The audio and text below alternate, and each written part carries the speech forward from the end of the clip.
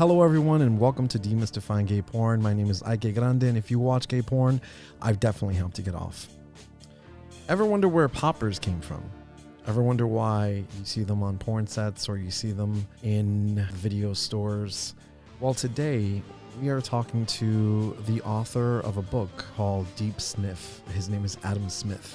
I came across him while I was doing this video about poppers, and it's a very, very informative and comprehensive look at the history of poppers.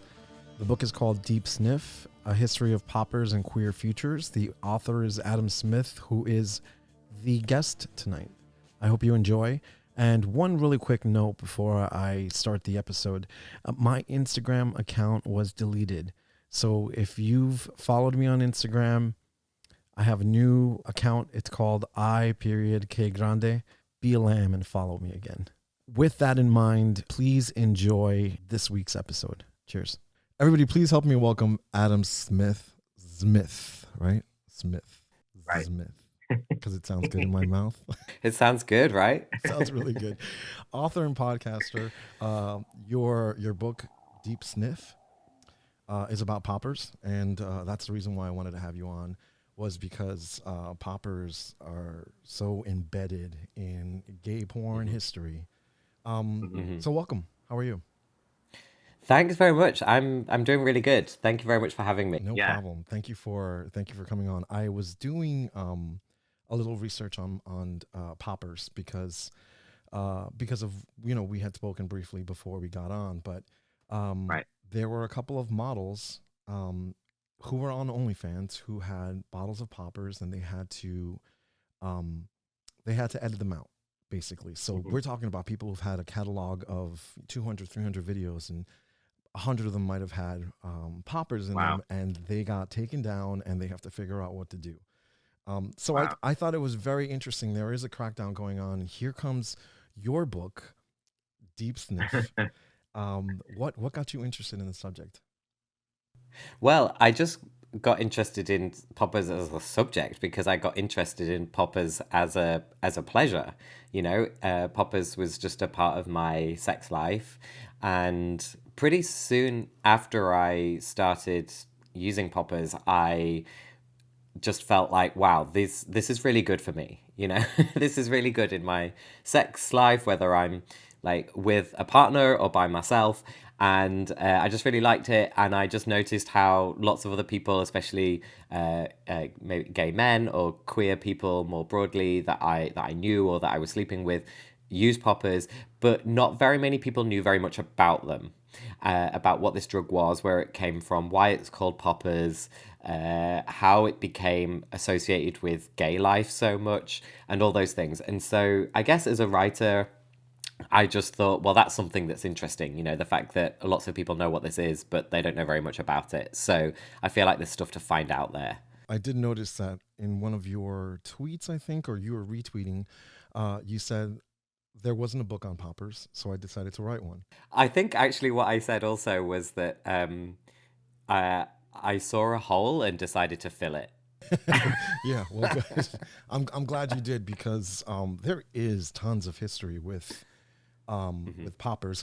Poppers originally, what were they, in your research, what did you find they were used for? Yeah, angina relief, so the substance amyl nitrite was first synthesized in 1844 by a French chemist who was just playing around with all sorts of different substances and chemicals, and he synthesized this liquid, which in vapor form was pretty smelly, and it made him blush when he sniffed it, and he couldn't really think of a use for it other than that. So it kind of got handed down through a few researchers and through various different research papers with different people trying to figure out what this was doing to the human body and maybe what it could be used for. And those researchers found that it dilates the blood vessels and lowers the blood pressure, and that's what gives you this like head rush, and maybe you might blush as well, and also that it's relaxing your muscles. I couldn't find a really early example of it particularly relaxing your like butt muscles. But the Victorian researchers, I don't think they quite got that far, or if they did, then they didn't write about it and publish it. But that's for us to do in 2021, right? So they had found those I guess those effects on the human body around about the same time that a doctor was trying to find a relief for the pain that his angina patients were suffering. Now, this doctor is called Thomas Lauder Brunton, and he's like pretty hot in a Victorian way if you want to Google his picture. And he was treating a patient with angina, and he knew that the problem was that not enough blood was getting to the heart, and that was causing the pain in the patient. And so he just made this patient sniff amyl nitrite, and it gave him a bit of a rush, and it solved that problem momentarily. And so that doctor Brunton then wrote about this in the medical literature and began to popularize amyl nitrite as a relief from angina. And then it trickled into other medical uses as well, about easing suffering or relieving pain in one way or another. And that was kind of what the substance was used for like several decades up to the middle of the 20th century. And it was then that it started to really, I guess, waft and pervade into our sex lives. You had mentioned in the book regarding as far back. Well, I might be skipping a little bit in the 20th century, but the 60s and 70s and disco, and I didn't know, and straight clubs too. It wasn't just, it wasn't synonymous with gay clubs. Oh yeah, I mean there's the 70s, well, the 60s first of all, especially in places like San Francisco and New York and London as well, of course, were like huge places of pleasure to do with music and dancing and gradual, and final like sexual freedoms for lots of different people. Not everybody, but there was this huge awakening, and definitely by the 70s, and especially to do with gay culture in the 70s, you get the concentration of gay districts like the Castro in San Francisco and the Village in New York, and in parts of London as well, around Earl's Court in the West, in West London, for example. You get these huge concentrations of gay people, gay men, and the crossover between those cultures and music cultures and nightlife cultures was huge, of course, because that's just how these things work. People cross-pollinate with friends or with scenes and styles, and whether it's to do with fashion or music, whatever. And so, yeah, there was pretty much a really hot moment in the 70s for all sorts of different things. And that's one of the reasons why maybe, queer people like me are slightly obsessed with the 70s, because it was this like real moment of liberation and partying and hedonism, all before the darkness of the AIDS and HIV crisis in the 80s. And yeah, so absolutely, nightclubs that were trying to be like super cool were definitely pretty popular with poppers users, as well as like the cutting edge of music and things like disco, when disco like really, really took off in the 70s. We're talking about this now in the 60s and 70s.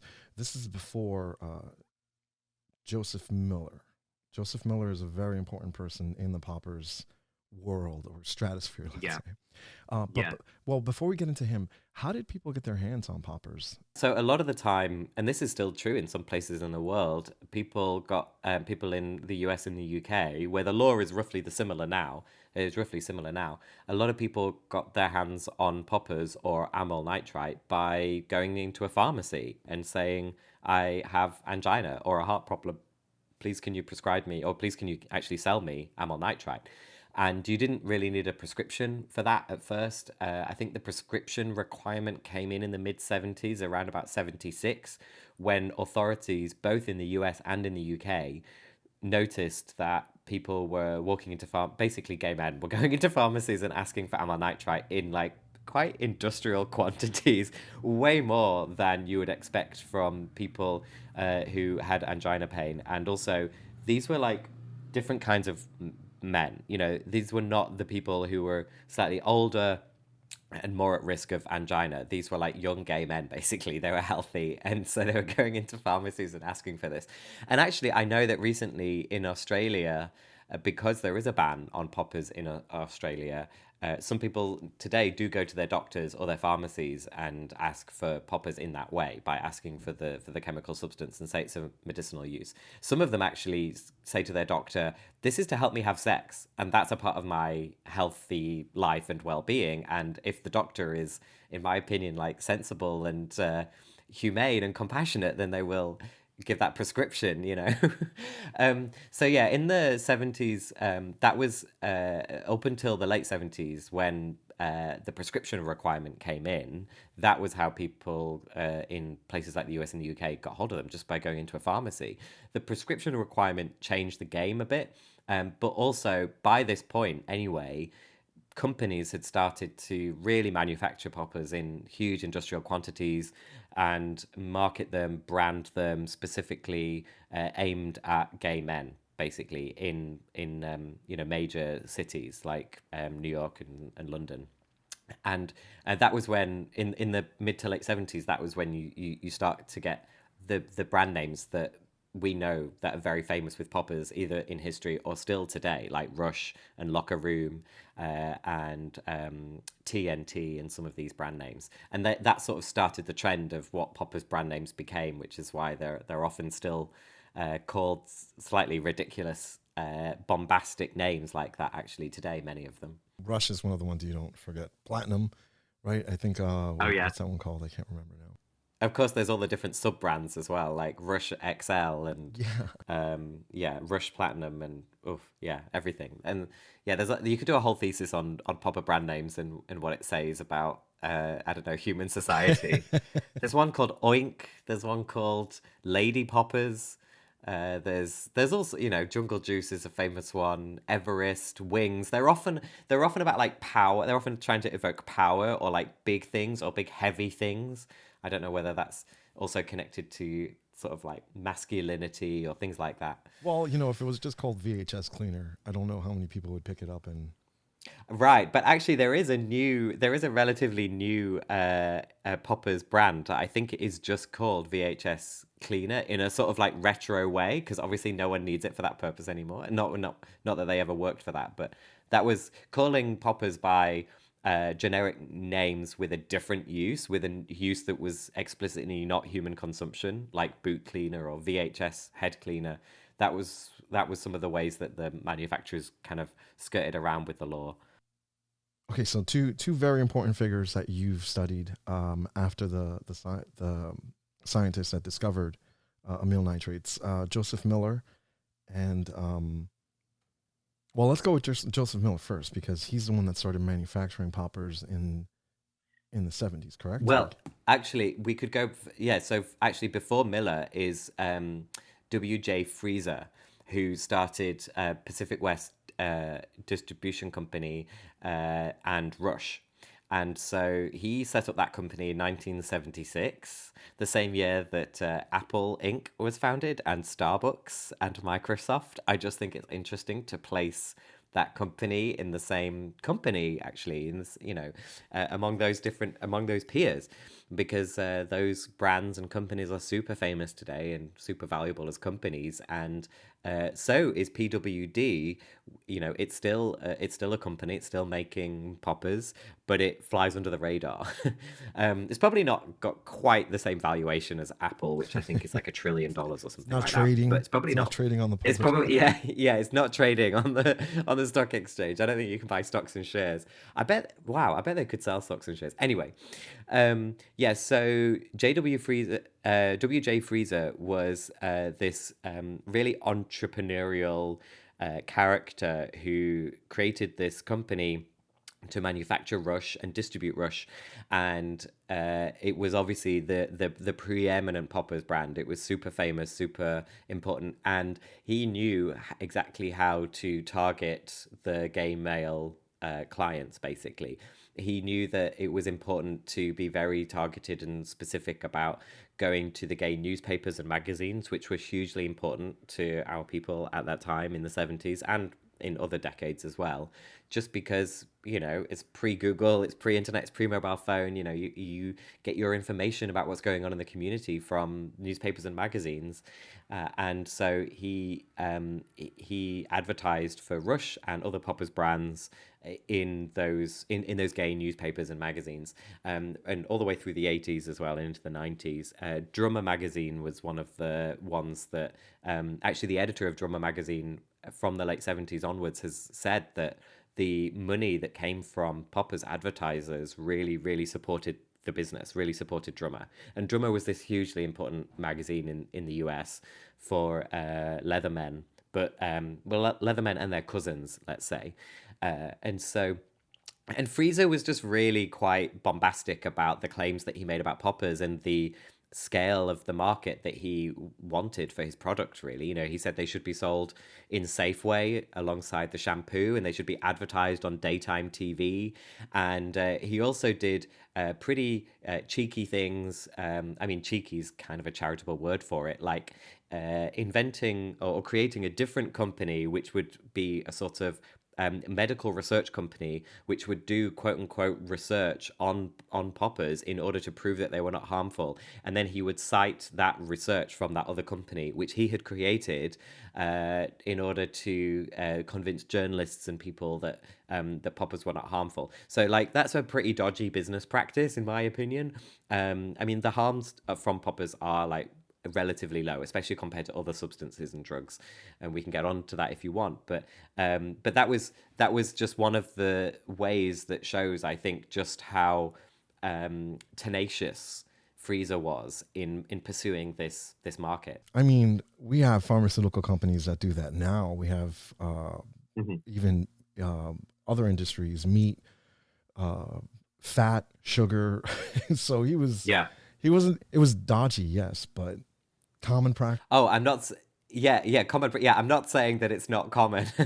I mean, basically, companies are just up to all sorts of things, skirting with the law, and obviously, we know, often breaking it or doing things that they know will be illegal in the future when the regulators have got hold of them, that kind of thing. But Freezer died in the mid '80s. I forget exactly the year, and the company passed into the hands of Joseph Miller, who was in Indianapolis, who was also manufacturing other poppers brands and continued to do so. And he was very different as a character. He was a much more kind of restrained type of person. He was very much a member of the business community in Indianapolis. I'm not sure whether everyone really knew what his business was, but there's, you can find pictures of him in a suit and tie at sort of corporate events or corporate political events. You can find a picture of him meeting Bill Clinton in the 90s. So that was when Clinton was president. And there's also the HIV testing center in Indianapolis is named after him because he made a donation there. So he made a lot of money. And he died in, I think it was 2010, certainly well into the noughties. And so they're just two very different and distinct characters that you might not have heard about, but that have actually been hugely influential and significant in expanding the reach of poppers, really, and building hugely influential brands. When Miller dies in 2010, where does the responsibility? Because if they were very influential, where does the responsibility, or who is propelling poppers into the 21st? Yeah, that's a mystery to me. And so that company still exists. And I read online somewhere that Miller's brother was involved, probably as a next of kin, because I don't think Miller had a partner or any children. And I'm not sure whether the brother kind of retained ownership of that company, but the company still exists and it's still manufacturing poppers. There's also other companies now that are probably on the same scale.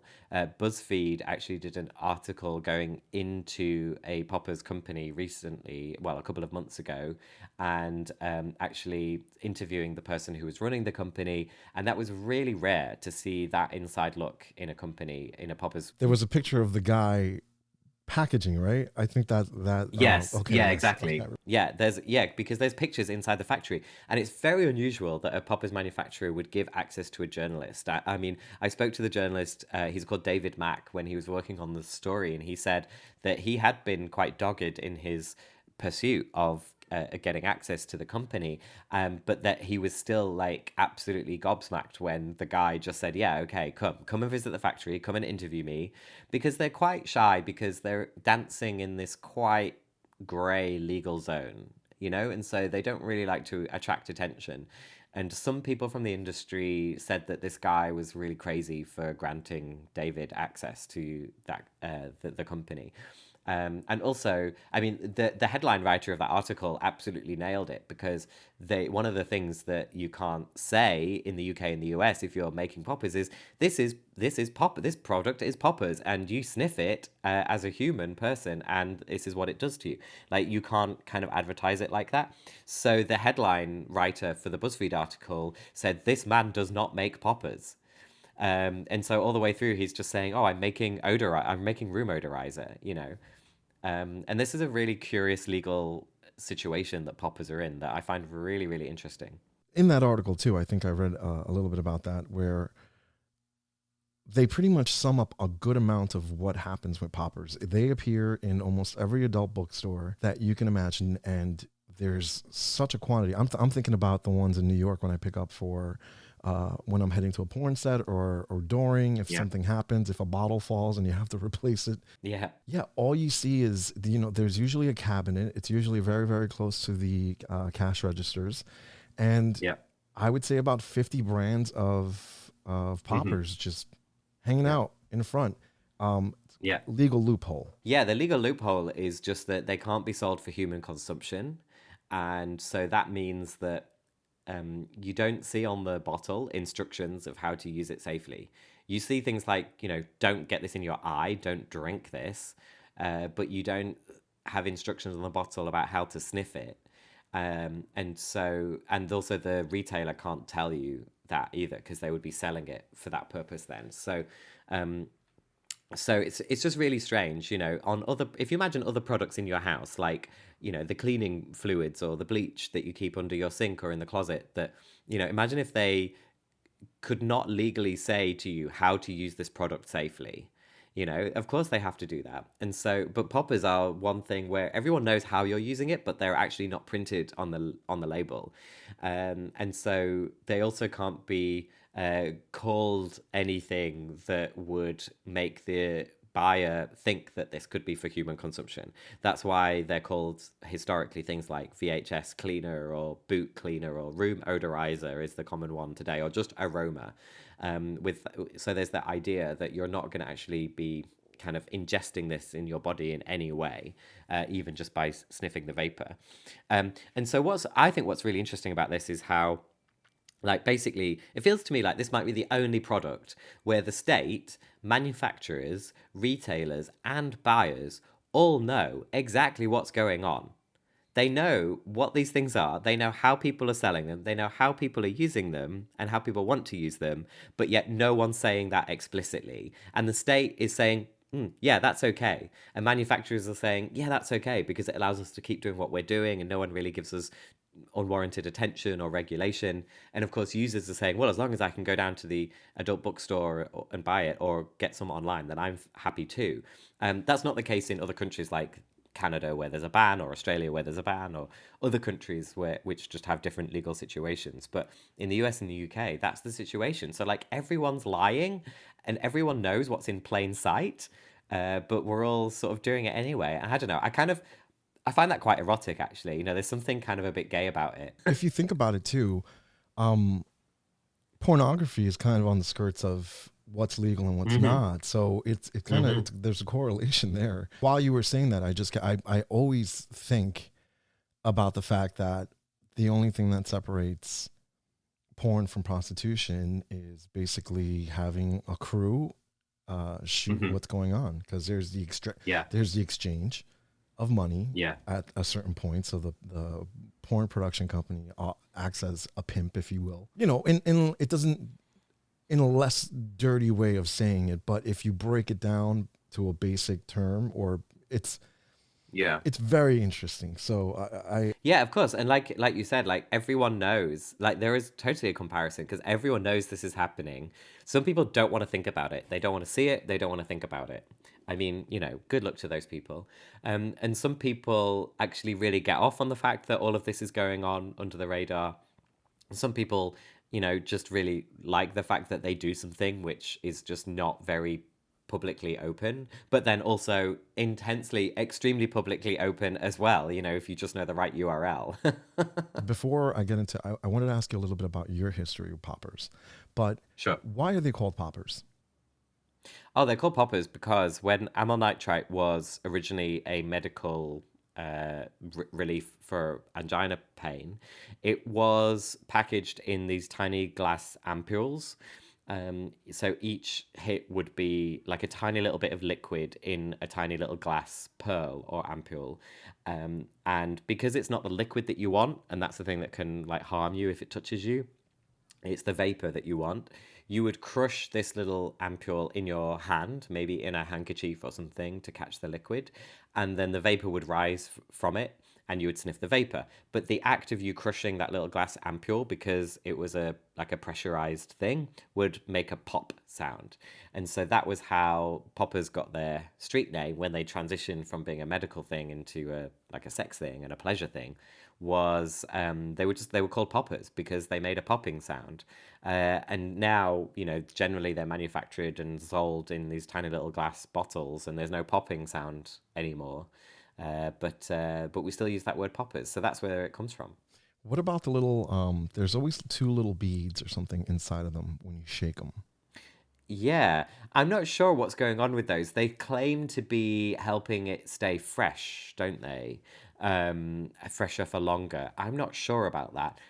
Definitely, if you keep it in the fridge, it's going to last longer because the thing about the liquid is that it's basically evaporating. It's reacting all the time at room temperature and it's evaporating, which is good when your bottle is open and it's underneath your nostril and you're having sex or something, because that's what you want. You want the vapor to be evaporating and you want it to go into your nose. But generally, you keep the top on the bottle because you don't want it to evaporate into the room unless you want to odorize your room. Oh boy. But yeah, some people do that.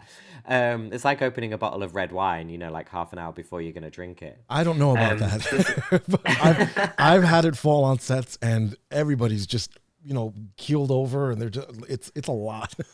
It's a lot. It's a lot. I guess it depends on the amount.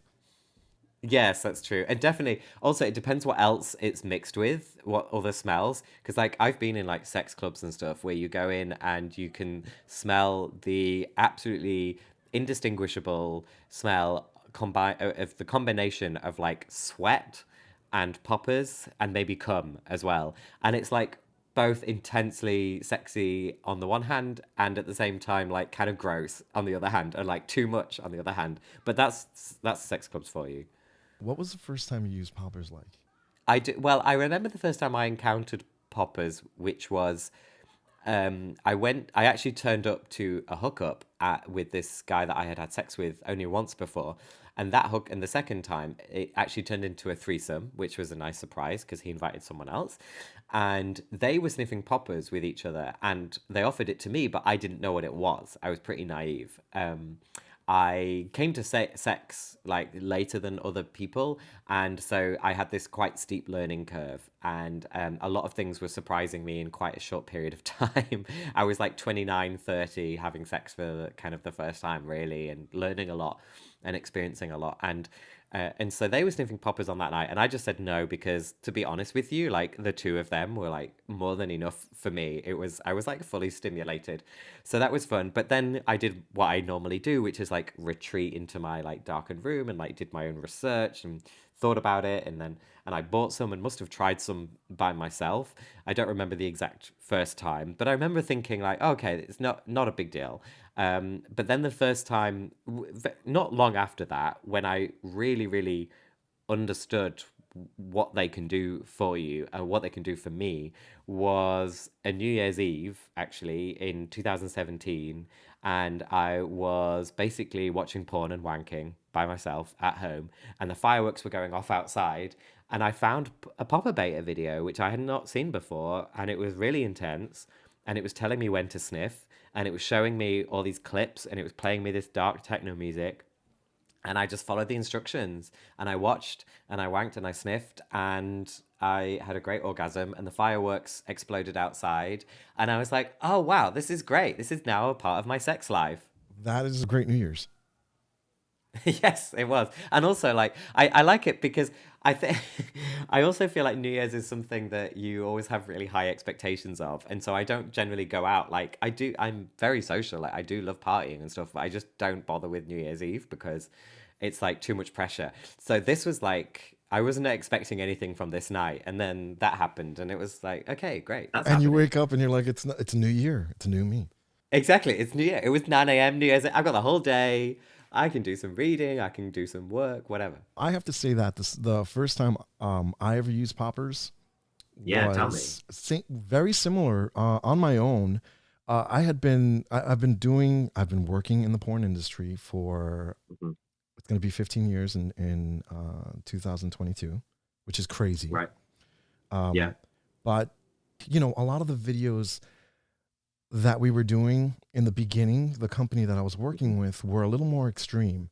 So when you have fisting porn and stuff, that's almost a Yeah. staple for poppers is almost a staple for. Right. Because it's probably needed Yeah, yeah. to open you up. Yeah. It probably wasn't the best experience because I would see people do too much of it to the point where their lips turn Oh, yeah. purple, and so Oh, that's yeah. That's a lot. yeah, and that's probably where you get that idea that this might be harmful for you. If you overdo Yeah. it, just like anything, it's going to be harmful for you. Exactly. Yeah. I think like 2 years into working for the company, I was in the office and I found them and I said, I kind of want to know what these guys feel so that way I can tell them next time. I've done that with Viagra, I've done that with Cialis, all this stuff. You try it beforehand, Right. and you can you're not just giving it to these guys and saying, here, take this, it'll make you feel better. It's here, take this, it might flush you, it might do this, it might do that.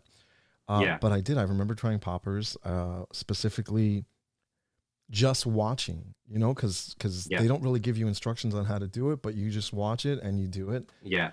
So one sniff to each nostril, and then Yeah. within 10 seconds, I would say it's almost like your world, everything around you. It's kind of like putting Mm. those new AirPods in your ear. Everything just kind of centralizes in you, like noise canceling basically, and Yeah. you hear your heart beating, and it's just Yes. and you're like, Yeah. wow, Yeah. this is really intense. When is it Yeah. going to be over? That was the first time. Yeah. Yeah. And It's going to be over in like 5 seconds. yeah, yeah, it was interesting. I'll say that. And I didn't really Yeah. start, or I never really bought a personal bottle until I remember I was dating somebody and I had to bottom, and I was like, I don't know if I can do this. So I remember always seeing these models. A lot of what I learned is from watching porn and the models and talking to them and stuff. Mhm. How to clean out, how to prepare, how to do this. So Mhm. I remember thinking, okay, I have to bottom. I have to buy a bottle of poppers. And Right. I was a big old mess that night, but it happened. It Right. worked. um, yeah, well, we had spoken about this. You had mentioned before, it's not every day you get to talk to somebody who works in the porn industry. Right. Is there anything you would like to know about how poppers is used on a porn set, or? Yeah, I would. I would like to know exactly that, how much are they used on porn sets, and how exactly. Yeah, tell me more. Again, I think for fisting, that's when I never really saw it on one-on-one dick penetrating ass sex. Yeah. I did see it more for fisting. Then Yeah. eventually, like around 2013, 2014, that's when I kind of saw the bottles a little more Mhm. for just any kind of sex scene. There was a period of time where even before, and like, what we were talking about before, the OnlyFans ban and stuff, there was a period of time where models did not want you to shoot them putting a poppers bottle up to their Right. nose. I was wondering that because it's not often that you actually see it in porn, especially not like pro porn. like amateur stuff, kind of you see it more, but I've hardly ever seen it in, Well, in like pro studio porn, porn. yeah, pro porn, studio porn is interesting when it comes to California because you don't see lube, Hmm. you don't see, Yeah.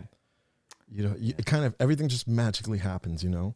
Yeah. Yeah. The studio I work for is studio porn. However, because they've been around, Treasure Island's been around for like 20 something years, you know, and it's Oh been yeah. the subversive studio when it comes to a little bit of everything, like just showing you everything. So if I've ever seen Yeah. a Poppers bottle, it's been there or Raw Fuck Club or, Yeah. the percentage of models that used it at the time when they were trying to hide it was about 85 to 90%. And then Wow. now they kind of just, if you can record it, I got into the habit of asking them if it was okay for Mm. me to record them doing it. Yeah. Kind of because if you're doing it, you kind of want to see it. You know, I can Yeah. understand, there's nothing sexy about a lube bottle, but if Yeah. you're, unless it's like, that J lube that people are using for other stuff, I think Yeah. Yeah. there's something magical about J lube because it's so like sticky and, the way it's made and But I stuff. think, yeah, and I think that you're right though, that increasingly we have come to see that lifting of the hand, that closing of the nostril as like a sexy thing. I mean, it definitely is for me, and I wonder whether it's the same for people that actually don't sniff. Maybe not, but or maybe less so. But I definitely see that as being like actually quite a sexy thing. And for me, like it's really sexy. I'm just gonna put in a request now for the next shoot that Yeah, you're on. sure. Like it's really sexy when like the guys like help each other to sniff. Like, one holds the bottle to the other. And that's just a thing for me in sex anyway. Like when you're like physically supporting the other person sometimes, and or vice versa or whatever. That just really turns me on. So yeah, like helping someone to sniff their poppers like is a real turn on for me. So I love it when you see that in porn. Do you think that we're gonna see that kind of thing more and more? I think that, when it comes to studios, they have pretty much last say in what goes into their movies. When it comes to Right. OnlyFans or Just for Fans or anything like that, Yeah. the first thing you have to do, or the only thing you have to do, is basically strangle their income. And when all the big credit card companies started saying, "Hey, we're Yeah. not going to allow this because of this," regulations tighten, and people are like, "Hey, we don't want to see it." So, we Yeah. possibly, I think Treasure Island and studios that are smaller, amateur porn studios and stuff, will just put Yeah. it up. But I don't know if it's going Right. to, especially now. I mean, I think Boston, there's a couple of other states that do ban the sale of Yeah. poppers. Oh, Yeah. you know what? And while we're getting into that, I was curious. There was a theory, and it is a theory. It's a conspiracy theory. It's Duesenberg, I think, Peter Duesenberg, who in the '80s, I almost feel kind of shitty bringing it up, but it's also a part of poppers history because Mm. this man was Yeah. blaming the AIDS crisis on amyl nitrates. Yeah. Yeah, it became like a big deal in the 80s, and you can imagine, I mean, you could I was born in 84, so I'm not old enough to remember what it was like to live during that time. Especially like as a queer person, but obviously everyone was worried and panicking and was trying to find the cause of this problem first, before we'd identified the virus and the transmission and stuff. And so out of that panic, in a way, came this correlation, which was that just like how at first the correlation was like, hang on a minute, like most of the people who are getting sick and dying are like young gay men, men having sex with each other, and they're otherwise healthy. So there was that correlation made first of all, which is true because we know kind of how it was transmitted and everything. And then within that correlation, there is the correlation that, well, hang on, a lot of these young gay men that are getting sick and dying also sniff poppers, and many of them sniff a lot of poppers. And so actually, it for some, you can see how some people would say maybe it's the poppers that's causing this, or maybe it's the poppers that is somehow harming your immune system, which means that you're more likely to contract HIV. um, Obviously, again, also associated with literally the amount of sex that you are having, and your exposure, therefore, to the virus. And so basically, within this whole mix and this whole panic, there was poppers, and some scientists and doctors were claiming that, oh, it looks like it could be this drug that's causing this, and then the virus was identified, and then the test for the virus was brought out, and then people became more and more familiar with exactly how it's transmitted and that it's a blood-borne virus, etc., etc. And so gradually the guilt, if you like, of popper, or the alleged guilt of poppers, like faded away as we understood more and more about the virus and how it was transmitting between people. But that was also after some people had started to campaign to say it's poppers that's causing this. Gay men are addicted and obsessed with poppers, and they need to stop because it's killing them. And then those kind of voices actually carried on even after that alleged guilt had fallen away, and once we knew more about the science and this, that, and the other, and some people carried on campaigning like that. And there's two that I write about in the book, Hank Wilson and John Lauritsen, who were heavily associated with a campaign against poppers in the US and the UK. They actually made a little bit of progress in the UK as well. And you can see kind of like, you can empathize at the start, in that panic moment of like trying to find what the hell is going on. But I have to say that they did kind of continue pursuing this, long after we knew really what the problem was. And so then it potentially becomes like a matter of prejudice. And then also that movement got involved in the whole movement of like denying that AIDS even exists, or that HIV is the cause of AIDS. And that leads to huge problems, even at the level of like the country, like in South Africa in the late 90s, the president denying and all of that. So you can see how these things are connected. And of course, we're all living through that now with a different virus, and different things about how people are worried about this, and how that leads them to create certain ideas, and and so on. So yeah, poppers like had that moment in the 80s and into the 90s. It was problematic, really. So controversial, yes. That poppers have become, or right, and been. Also it's what I guess is this is true of poppers, and it's true of sex, especially. I don't know, non-normal sex, non-normative sex, whatever, like that there's always a moral panic just waiting around the corner, about ready to explode, so poppers have had several moral panics, like this one that we just mentioned with the HIV, even though you could say it's not really a moral panic, it was a completely justified panic, but it became a moral panic because basically people were saying about poppers use that it's immoral to do it, in the same way that some people were saying it's immoral to have gay sex, right? And in the UK, there were like raids on bars that were selling poppers, and the poppers were seized, and the bar people were arrested and stuff like that. And then every couple of years, some kid at a festival will drink a bottle of poppers and die, and then suddenly there's a moment where everyone's like, oh my gosh, what is this horrible thing that teenagers are doing, and that they're killing themselves in like great numbers, and they're really not. It doesn't tend to happen. But it's the same with sex. Every so often there's a panic about a different kind of sex, or a new kind of sex, or anything to do with the LGBT plus community. It seems like the rest of society is just always waiting for every 6 months there to be a new reason to pile on us and to tell us that we're wrong. And so I suspect that that'll happen again with poppers. I'm sure, like, even now it's happening in a way, like you said, about that Pornhub is trying to clear up, and also OnlyFans trying to clear up, using clear up in like inverted commas, lots of the content. And that is to do with like morality. There's always moral sex and immoral sex, it seems, rather than just sex. In porn, it'll probably stick around for a little bit, like I said, with bigger studios that have the last say in what goes on their videos.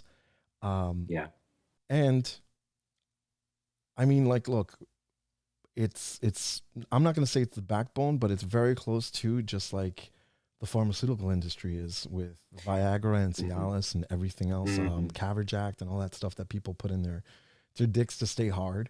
And I know that's a little demystifying, because of the fact that that all these guys don't just get hard immediately. But then again, you have to also give them credit, because they're having sex in front of 4 or 5 people, unless they're into it. I remember specifically maybe 2 years ago going to a bar and seeing 21-year-olds, 22-year-olds. They're now embracing poppers, but on the dance floor, and women. I actually noticed it more and more on the dance floor here in London. I live in London, in the UK, and I did notice it more and more. And also, I like to do it when I'm out dancing, and and I thought that I had noticed that a bit more. And then the pandemic stuck, and we couldn't go out dancing for at least 18 months here. And now, over the past few months, since the nightclubs have returned, and people have been going dancing again, I've definitely noticed. I mean, I also have to say that I'm slightly biasing this sample because, like, if I'm in a nightclub with my friends, like, poppers are going to be present probably, and so it's not only, you don't take my word for it when I say that, oh, there's this trend of people doing it in the nightclub. But I was at an event last week, a book talk like this one. It was a physical event. There was about 40 people in the room, and we talked about this, and I just asked the room. I said, like, what? And this was in a different city to where I live, by the way. This was in Manchester, in the north of England. And I just said, like, what does everyone else think about this? Have you noticed whether there's been more poppers on the dance floors recently?